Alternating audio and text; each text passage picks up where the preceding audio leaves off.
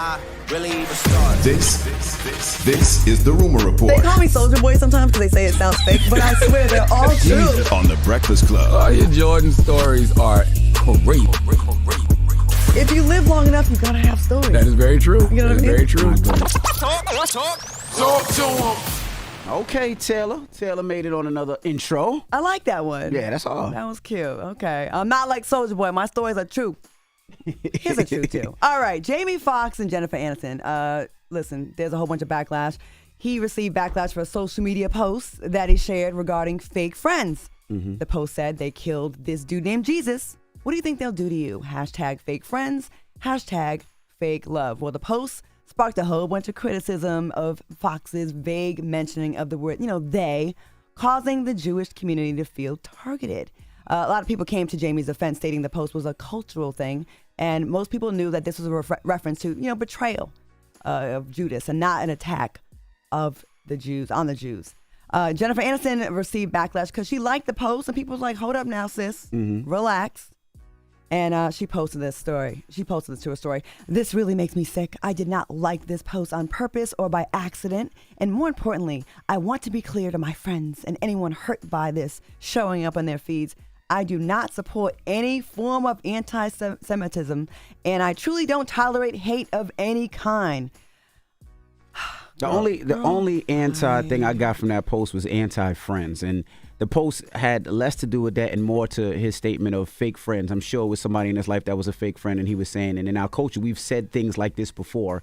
I don't think he was attacking any group at all. You're like, come on. It's to the point where people are being too sensitive now. I guess people felt offended, so he decided to take it down and apologize. But he wasn't going at any group. He was talking about a friend that I'm sure did him dirty, and that's what he was trying to compare it to. White people, this is for you. Now, is this your black side or your white side? This is my black side speaking right now. Okay, sure. And I'm speaking to my mama and to all the white folks out there. There's things in our community that we don't have to explain because it's understood. Correct.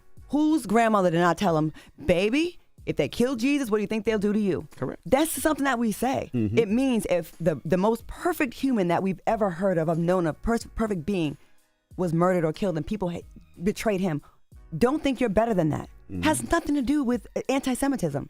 It's unbelievable that, and I honestly, I don't feel that he should have apologized. And Jamie posted this apology. I want to apologize to the Jewish community and everyone that was offended by my post. I know my choice of words have caused offense, and I'm sorry. That was never my intent. To clarify, I was betrayed by a fake friend, and that's what I meant by they, not anything more.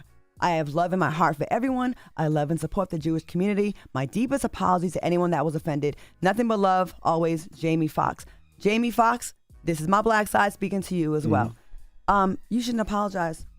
The more we tiptoe around things like this, and it gives validity to people even thinking that was such a reach, Jennifer Aniston, and the community that thinks that they were coming for you. He was coming for you. He was not.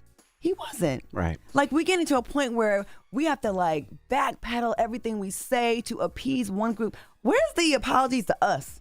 Yeah, everything is intention, right? And his intention wasn't to offend anybody. And that's clear. The problem is people get offended by anything. We've seen it happen when Lizzo said something, had to take something out of one of her records. We've seen it when Beyonce had to take something out of her record. That's culturally things that we've said. Now, if it was an intention to offend somebody, I completely understand. But in this case, there was no way, no how, not even a little bit of an offensive tone from Jamie Foxx. The problem is everybody wants to be a victim, and everyone's like, I'm offended. Back in our day growing up, we're close to the same age, right? Mm-hmm. That used to build character. Even if you were offended by something, you would learn how to rebound from that or have a clap back. Mm-hmm. And I feel like we've gotten so, I can't even say the word I want to use, but we become weakened and watered down where we just can't take anything. And being offended is the worst thing on earth. Right. Being offended, when I was younger, made me a savage and be able to respond quickly and come back with something. We need to bring back Plain of Dozens and make people hard again. Yeah, but wait, hold up, pause. Yeah, I don't mean I know what you meant. But don't be offended. No. But I will also say this, and I'm sure Jamie probably have a lot of fans, a lot of followers that are Jewish, and maybe they felt the way about it, and he wanted to be like, you know what, that wasn't my intention, and if you felt that way, I'm sorry, but I don't think people took it like that. I just think people looked for a story and took that story and ran with it. And shame on you, Jennifer Aniston, because I like you and I feel like you put a battery in people's backs with that. You really did. All right, moving on. Neo apologizes to the LGBTQ community for recent remarks He recently did an interview with Gloria Velez on Vlad TV. Now, during his interview, he gave his personal opinion on children and gender identity. Let's take a listen.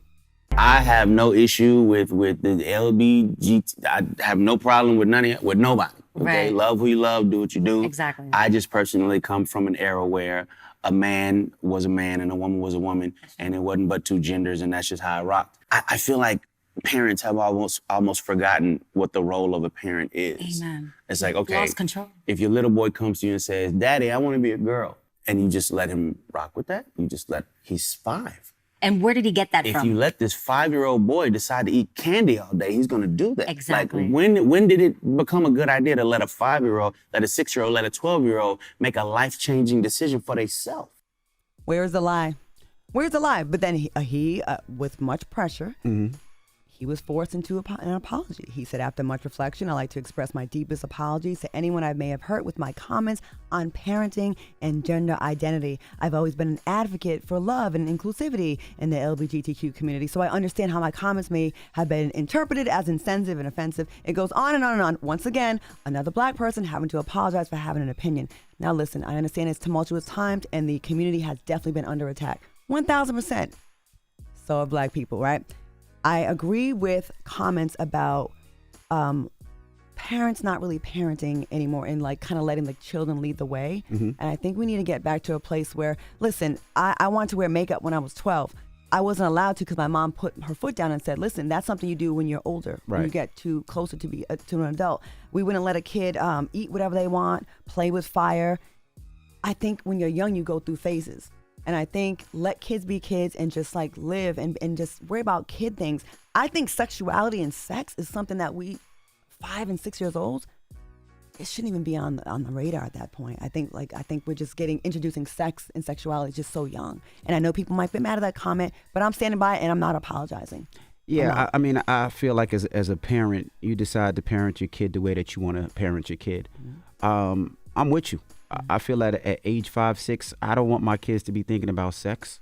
Not at all. Not any type of sex. Right, and it's not just an LBGT thing. I think straight, heterosexual, not straight anything. sex, not gay sex, not any type of sex. I don't want any type of sex references at the age of 5 and 6, and not even at the age of 10. I have a 10-year-old, a 9-year-old.